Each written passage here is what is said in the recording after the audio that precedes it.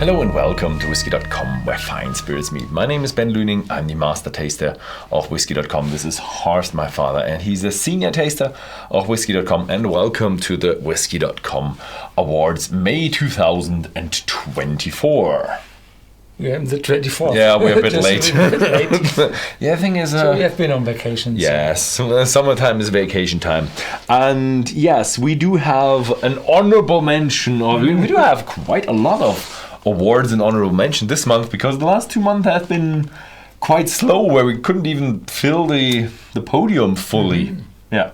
So the first one is a bit of a... giving yourself a medal. Yeah, good, well done. Because we chose this bottle together with Loch Lomond, and it's a 30-year Whisky.de exclusive, but it's a nice refill bourbon first fill Marsala finish, and it's just a very, very nice bottle. But you can't really give yourself a medal. It's just don't do that. Yeah. So it's an honorable mention. It's a nice one. We would have given it a medal, but you just can't do it. Yeah.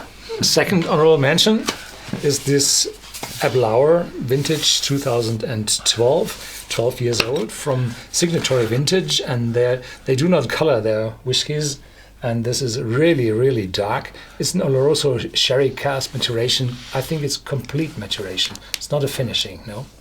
And it's 48.2 ABV, one of the really good ones, but the better is the death of the the good one, isn't it? So this is just an honorable mention, and now to go for the third place. So usually you should have gotten one. Yes, but too many. That's just too many, and you have to reduce yourself to 3. So yeah, it should have gotten at least a bronze medal, but. Yeah, if it's full, it's full. The third place, I actually didn't get the good ones. You got the good ones this month. And this is the Talisker Skye. It's an entry-level one. Mm-hmm. Its pricing is around 35-ish, a little bit less. And it's a very nice one. And it's a very typical, robust Talisker. It is a very spicy one. You get a lot of the distillery character. It's not that long in the cask. It's no age statement, so it will be a bit shorter than the 10-year-old, or so 7 even to 8. the older, 7 to 8, maybe younger. I don't know. It depends on. It's always a mixture. Some of the 10-year-old will be in there, but it's very well made. It's a rough and tough, spicy Talisker made by the sea. So the Talisker Skye. Yeah, third one is a very unusual one, and I was very, very happy to get this one. It's the Stauning. It's a Danish whiskey. It's the HØST, which means, I think, harvest. HØST is harvest, Danish. It's not HØST. It's not HØST. No, it's HØST.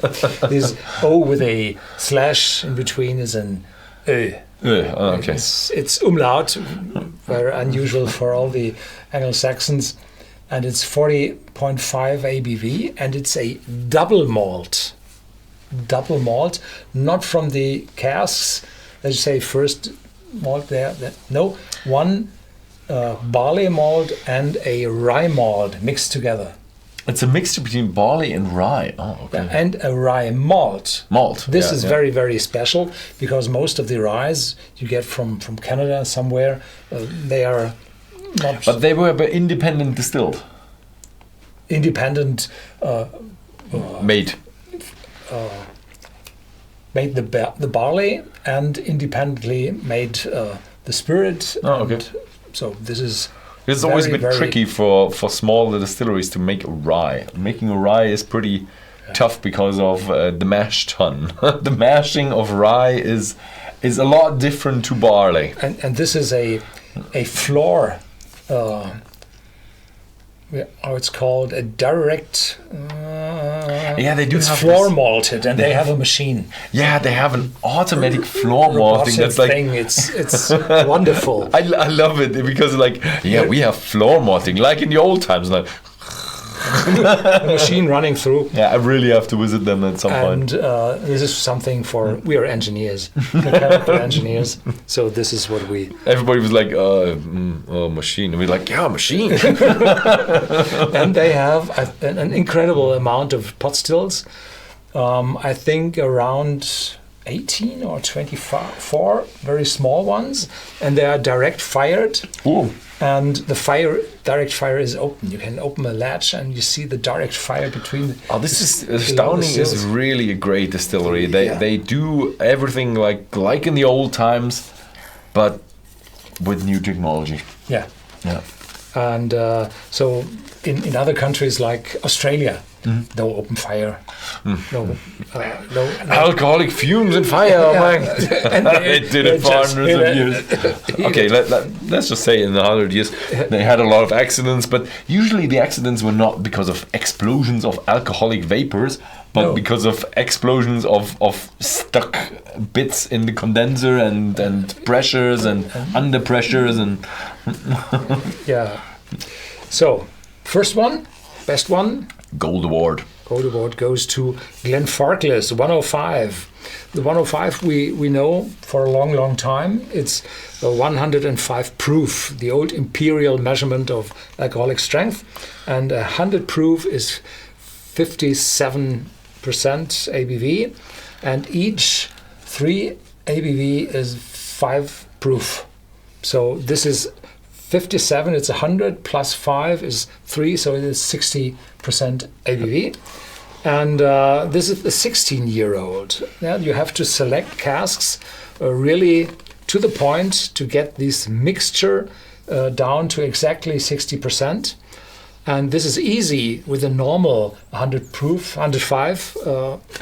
And this has an age of approximately 10 years. Sometimes, from time to time, they're writing 10 years on the back label for the 105. And this one has 16 years, and I showed a bottle with 20 years for the 105. How many 105s are now? The old one is gone already, and now there are 2 of them, the 16-year-old and the roughly 10-year-old. Oh, okay. So you're roughly 10-year-old. But the thing with the Glenfarclas 105 is it is actually exactly 60%, and it's cask strength. They actually do write natural strength, which means also natural would be no added water. And that is really difficult for the blender because you have to have a certain taste profile that should stay the same because it's a core range, isn't it? Is that one also core range? Okay. 105 is a core range, and so you have to match the alcohol and you have to match the flavor. So usually you match the flavor and you adjust the alcohol to the right level and everything is fine. Now with the 105 you have to adjust for 2 things, and that is a really difficult thing for the master blender to do with this whiskey. Yeah, I'm not quite sure. They omitted the saying cask strength. They said natural strength. No. There's no natural strength. Yeah, they say on the box it is natural strength.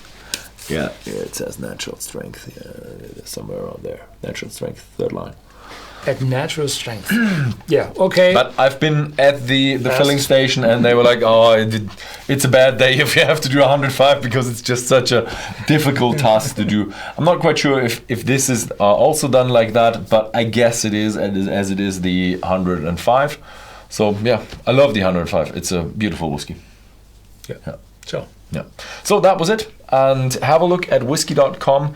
You can buy the Glenfarclas 105. It's around close to 200. Around 200. And this is 45. And this is like 35. But it depends on the country, taxes and stuff. So it might be a little bit more in other countries. Oh, maybe a little bit less if you have less taxes. So yeah, that was it. Thank you very much for watching and see you next time.